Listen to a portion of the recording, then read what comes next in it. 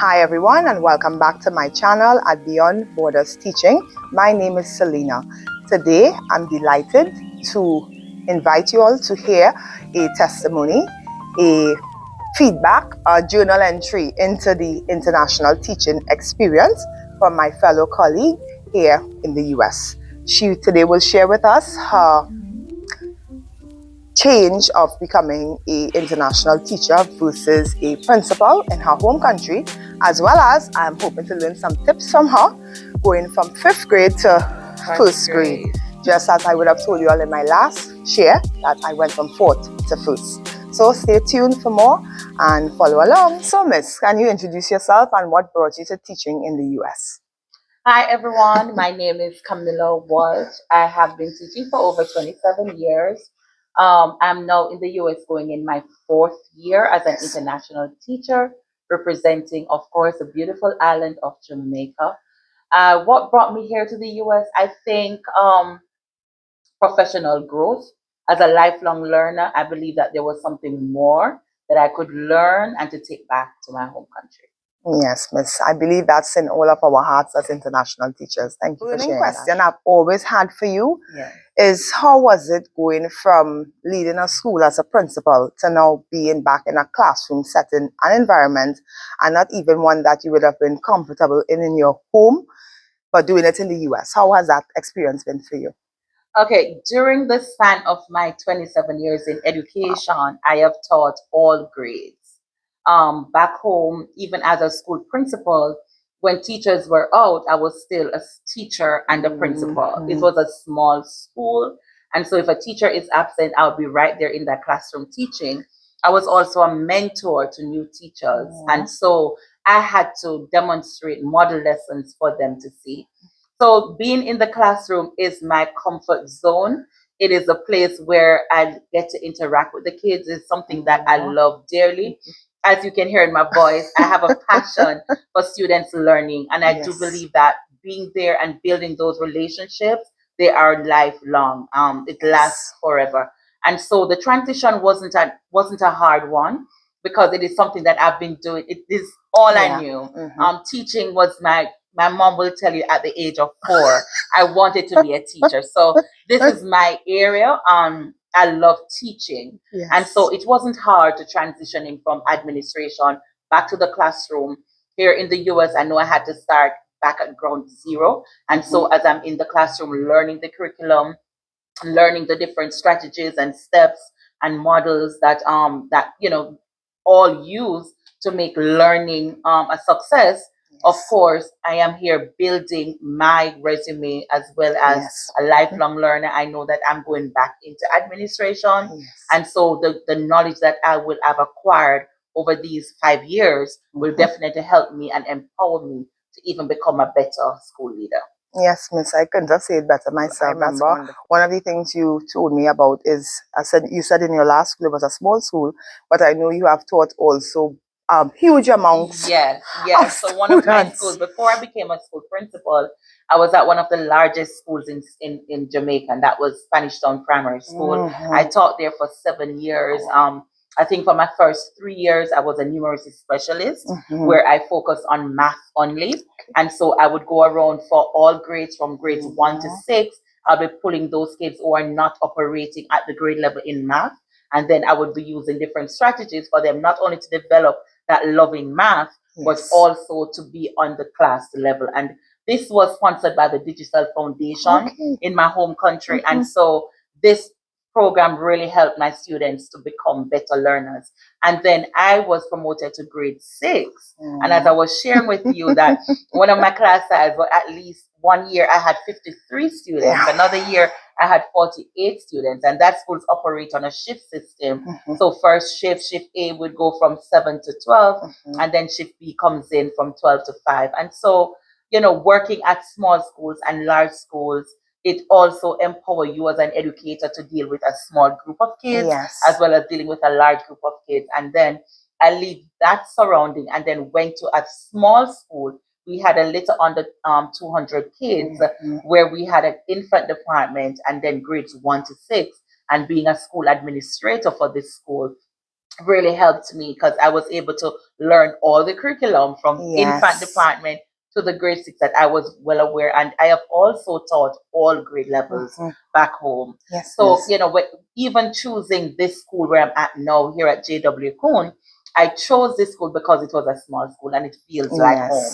And I enjoyed working in smaller school settings where the problems are a little less and you have a smaller group of children, to impact knowledge and build those lasting. You truly have an abundance, a wealth of knowledge, and with everything you shared with your experience from back home, I'm sure it helped you to be adaptable, flexible, and you came already knowing what to do because you have experienced so much from back home. Yes, so ma'am. Thanks for sharing that.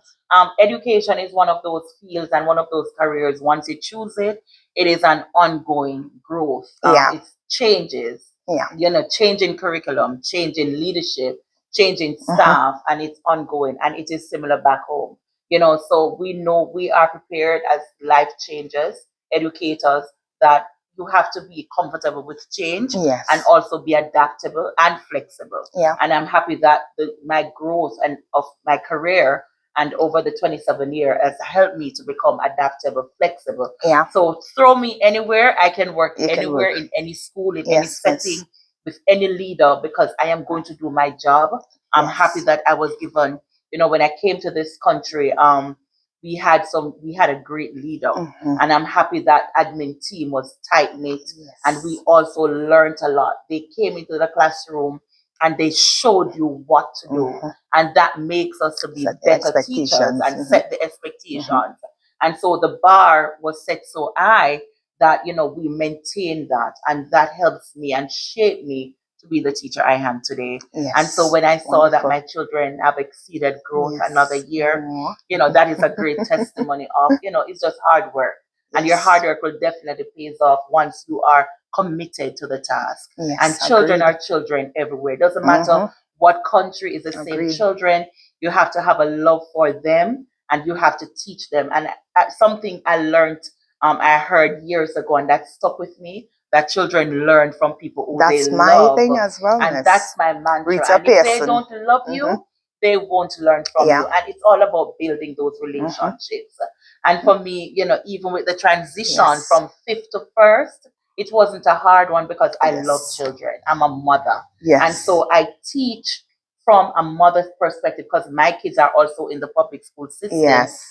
2 adults now. The baby is now in middle school. And so I always said, I teach kids as if my child is sitting in that room. And so I give off my best. And all my principals and persons who I worked with and colleagues will let you know that once I come in at 7:15 and I close that door, I'm going to be teaching until 2:40. I'm going to give off my best to those children because I know the importance of education. If it wasn't for education, coming from a poor background, I know that the education that I have acquired over the years got me to where I am today. And if it wasn't for good teachers, then I would not be where I am today. So I'm forever grateful to teachers for my career, and I will continue to give my best to make that change in a child. Miss, that was very enlightening. I have learned so much, and I'm really delighted to hear how you have been able to take in this journey and grow from it and learn and develop. And as you correctly said, and it's something that is true and dear to my heart, that children don't learn from people they don't like. I remember hearing that. The first time I heard that was when I was at university. They told us to go watch a TED Talk by Rita Pearson.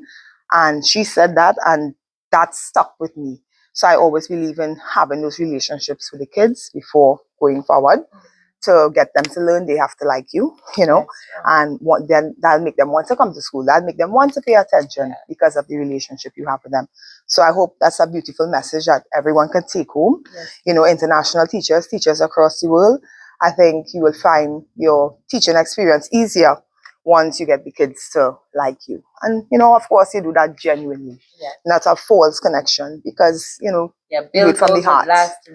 So something I wanted to ask, because I know your first year here, you were given 5th grade, and some would say that's the most challenging grade to teach. And then the following year, you were put in 1st grade. Now, I was 4th grade since I got here for the past 3 years, and then for a month or 2 into this year. And then I was put in first grade. And of course, that transition was a lot for me at first. However, I would like to ask you, how would you compare the experience, as well as what were some challenges you faced in fifth and first? Like, how did you find the experience if you had to compare the two? Okay, so my first year, as Selena said, I was in fifth grade. That was a challenging year for me because one, I was new to the country. So I was also learning the country's culture. And was also thrust into this classroom with 20 kids. And at 12 and 13 years, some of them should have been in middle school. And so it was a challenge one. And also, I did not have a co-teacher. Yeah. So I was the only fifth grade teacher in the school and a new teacher while learning a new curriculum, learning these children, and as well as building those relationships and being on your own for the most part. But luckily, I had a very good principal at the time, was Miss O'Brien, and an instructional coach, Miss Sims, and Dr. Glover, my AP. I will never forget those three ladies because they held my hand.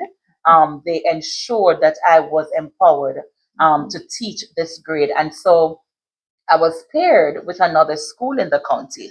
So I used to go over to Bill Efner. I worked with Miss S, and I will never forget, and her fifth grade team.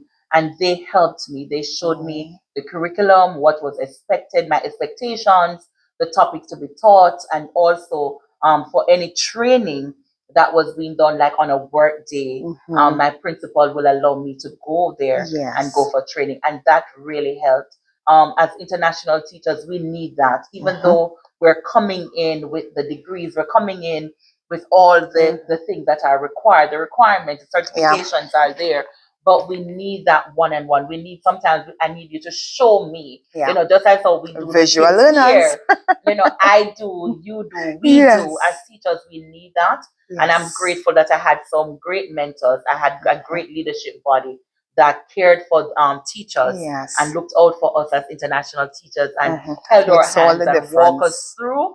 And they made a difference in my life. And so it was good for me to have that leadership at that time where I learned so much from them. And because of that, it wasn't as bad as it could, because I remember every day I would go home crying, telling my daughters I was ready to go back home.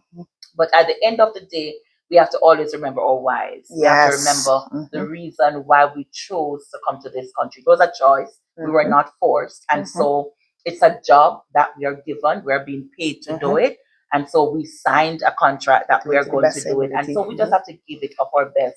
And so I didn't wait, for persons to come to me. I asked for help. I seek help. And I went out and got it done. And I remember even at one point, my coach came in and she walked through a yearly lesson for me. So I was able to see what steps need to be taken. And I had the fifth grade, we had a fourth grade teacher who was also well knowledgeable. She was another Jamaican, Miss Allen, and she came in and I went into her class and saw a math lesson, and we were using a different math curriculum at the time, and she showed me all the steps. I would say, you have to ask for help. And the support was given. It was there for us. And so I am happy that the support was given to make me not leave, but I was able to finish the year and net growth successfully at that time. And so that was one of my reasons, the support being given. And remember that I had my girls as well. I uprooted their life. So it was just not my life only, but the life of my children was also at stake. And I had to remember my reason for doing it and stick to that. And as you talked about with modeling a lesson, I remembered when you needed to model a lesson for me, being new to first grade. So how has your first grade experience been, that transition? My former principal told me that she taught first grade and it was her favorite. And I must say, unapologetical, whatever that word is, without any apologies, first grade is dearest to my heart. I'm getting there. But, oh Lord, my babies, I call them my babies. Oh Lord. My teachers, my colleagues, Selena can see the relationship that I've built. My first, they adore you. First graders are now in third grade, and it's a pleasure. for me just to sit in the cafeteria, not looking at them coming through the door, and just feeling those little hands around my neck. The fifth graders will just pass without saying hi. But the babies will come up to you and let you feel loved and appreciated. I remember I wasn't feeling well one day in fifth grade, and maybe two of the kids observed that and said something. But in first grade, once my babies see me, they know how bubbly I am. And if they don't see me talk, they say, Miss Walsh, are you okay?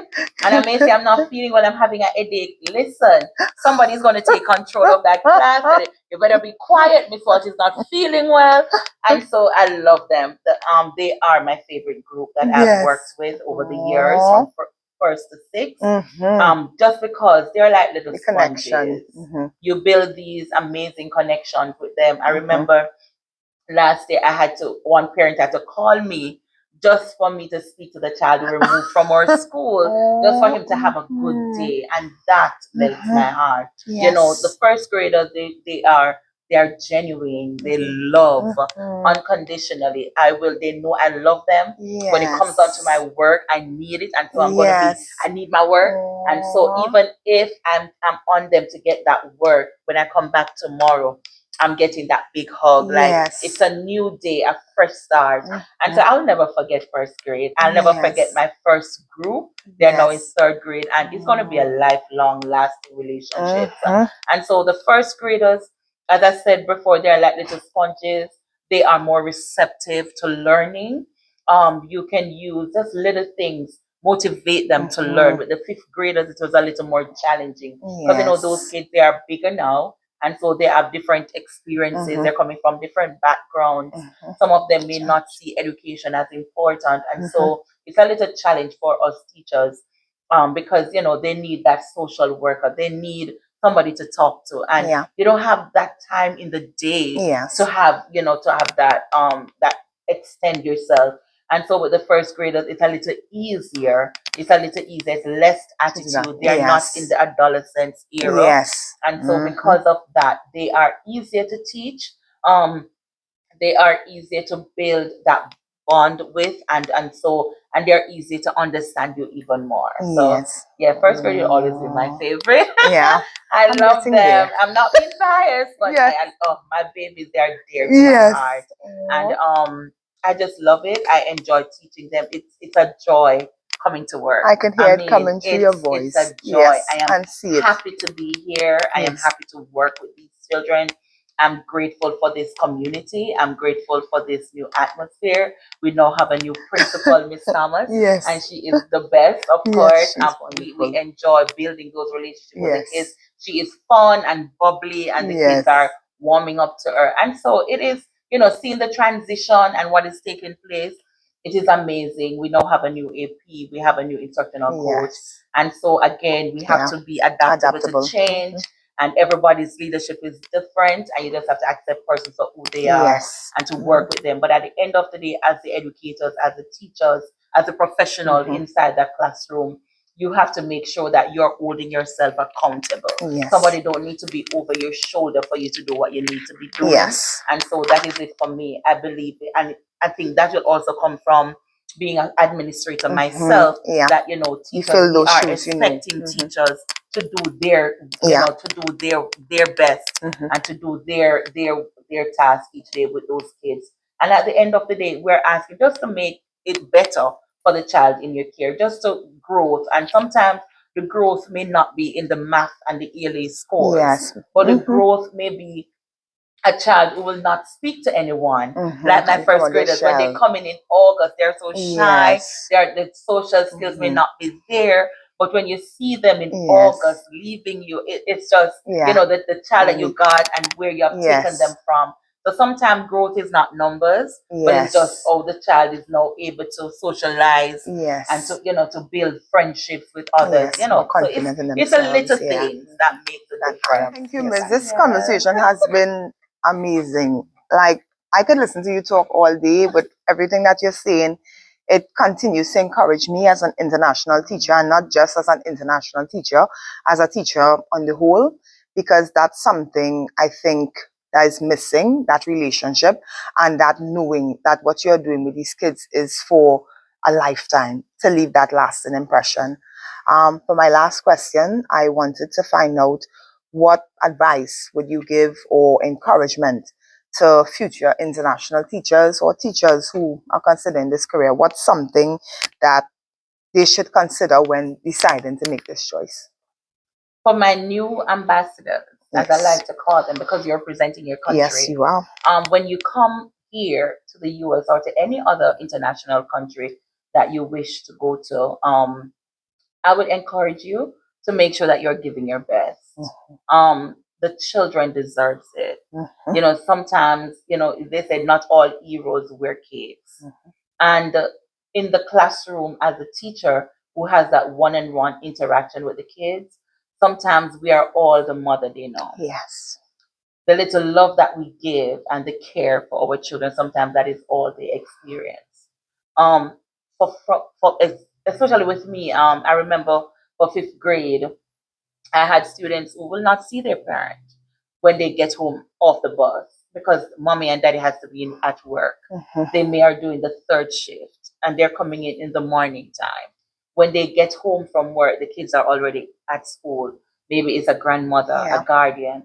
So, you know, as teachers, we have to remember the important role we play in every child's life. Sometimes we're not able to touch every child, but reach even one. Yes. And that is where you start making a difference. And remember that, yes, there are going to be tears, especially in your first year.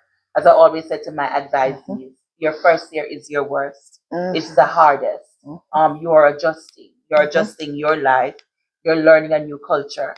And at the same time, you're also learning a new curriculum. Yes. And even if you're coming in with years of experience in the classroom, when you come to the US, it's day something one. different. Yep. It's different, it's new, and it's a learning experience each day. And so I'll say to you, learn, grow all you can, but at the same time, remember, be kind, be nice, be firm with the children, let them know what you're about. Firm but fair. Same time, be fair and let them know that you care. Yes. And you can't fool children. Yeah. And that's why they are my favorite human beings. Yes. You can't fool them. Yes. They see right through us. And so, you know, be real and love these kids. Give off your best. Yes. Make sure that when you go home at the end of the day, you know, you feel that you have done something. You have imparted some change. You know, you have made a difference in a child's life. And as I always say, teach from the heart. Yes. Teaching is a ministry. And that is why, even as a Christian, you know, I teach from the heart. And remember that Jesus Christ was our first teacher. Yes. And so, as teachers, we're given this awesome task to touch these lives. And remember, at the end of the day, they will remember, whether it's good touch or a bad touch, whether it's positive or negative. They will remember that teacher. And always strive to be that teacher that a child will never forget. Yes. Because of something positive that you have done and impacted their life. Left a lasting impression. Leave that lasting impression. Yes. Well, again, thank you all for joining us, and thank you very much, Miss Walsh, for your time, for all that you have shared, your stories, your love, your bright smile. Thank you for also being a help to me in this first grade. You have supported me, you come and check on me, you print things for me, you pull me in to see a lesson. You have no idea how much everything you have done has really helped me adapt and adjust to this grade level. And your friendship has always been wonderful. I mean, we came here the same year. Right. We've always been close. And that is I important. really appreciate For the relationship. Teachers, yes. We need the network. We need to have others in our corners. You can't do it alone. No, you can't. We need the community. Yes. And I'll always, as I said, I'm here in whatever capacity. Yes. I'm here. I think that's a part of my life journey, is to make a difference in others. And whatever area I can serve, I will always serve. Yes. And thank you again, Miss. Thank you very much again. You're welcome. And thank you all again for joining us here today at Beyond Borders Teaching. Please remember to like, follow, share, and subscribe. Thanks, everyone. Bye.